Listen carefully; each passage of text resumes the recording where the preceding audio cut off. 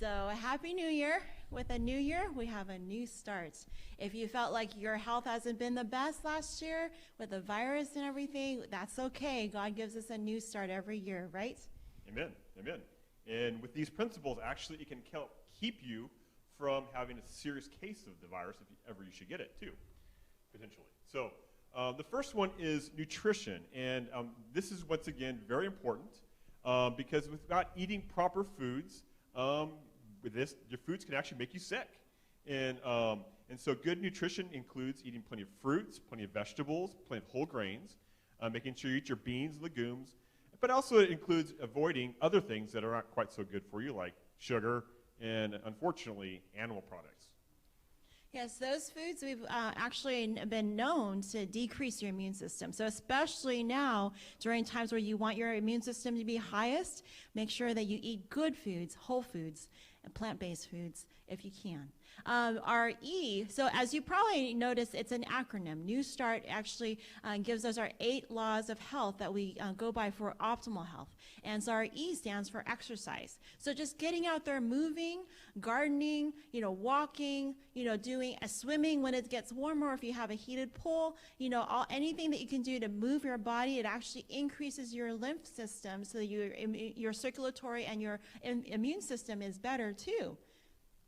In addition to that, exercise also helps your mental health, which is very important because a lot of people are depressed and anxious because of the pandemic. And also with that, once again, if you're depressed, your immune system is depressed too. So it all works together. All right. W, as it says up there, it stands for water. It doesn't stand for coffee or soda or juice even. It stands for water.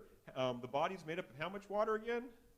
70%. Yeah, 60 to 70%. So we should be drinking plenty of water as long as you have good, healthy kidneys and healthy heart. Obviously, if you have kidney issues and your doctor has told you to restrict the water, you got to be careful, and obviously with heart failure too.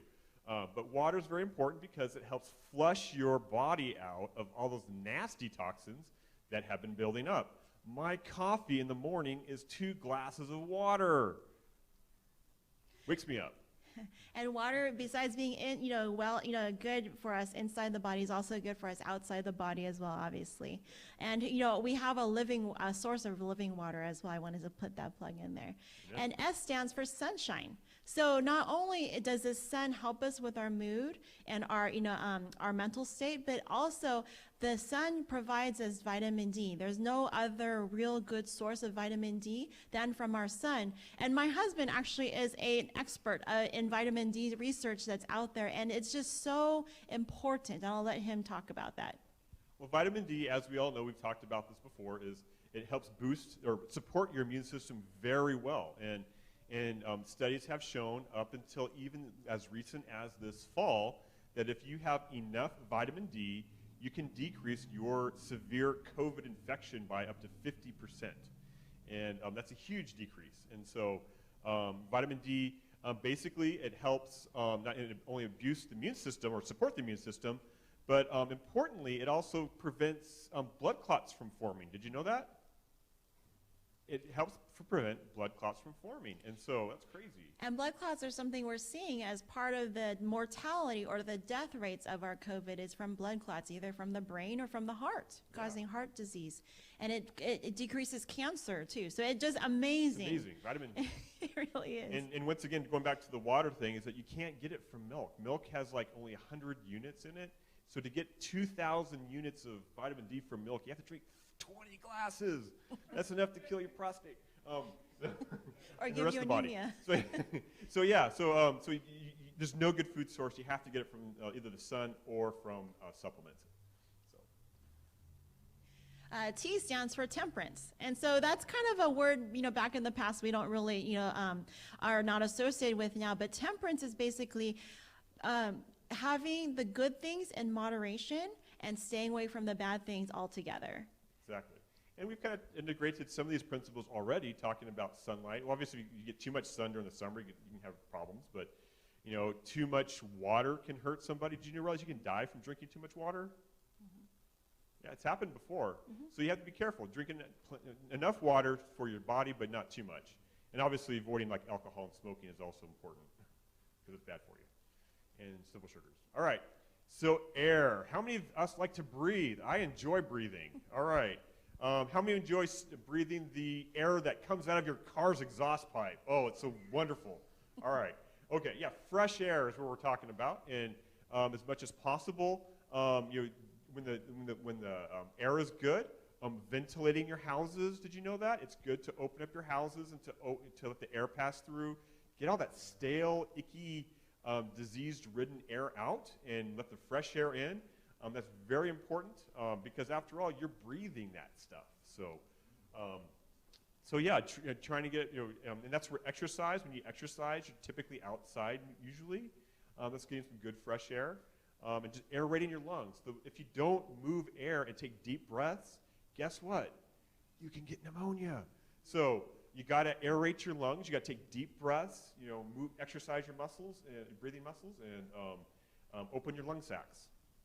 So R stands for rest. And so rest, there's different kinds of rest. There's a daily rest. We need to make sure we get plenty of sleep at night. The hours that you get before midnight, and I'm talking to myself as well, the hours you get before midnight are the most restorative rest that you can get.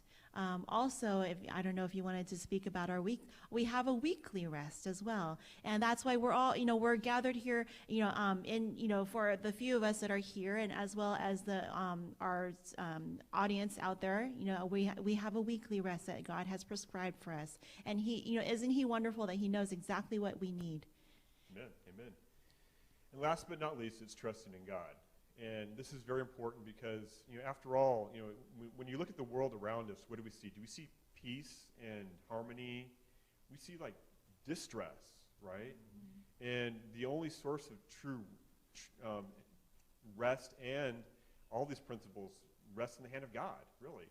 Our health, our breathing, after all, rests in God. And David himself, in his Psalms, says that, God has numbered my days. He knows the number of our days. Do you know that? And so all we can do is to trust in the fact that God knows what's best for us, and to exercise in faith what we have learned, and to rest in Him. So obviously, it's not only because we want to live a long, healthy life, but also there is a God, there's a purpose for us to be here. And God gave us a purpose, and He gave us the health to do it. And that's to spread His gospel. Amen. To all those who are just wanting and thirsting for it. Next slide, please. Please, if you want more information, leave a comment. If you have any suggestions that you guys want to learn about, leave a comment. Let us know you're out there. Let us know that what you want to learn this near year. And do you have any closing comments? May God bless you this Sabbath. Amen.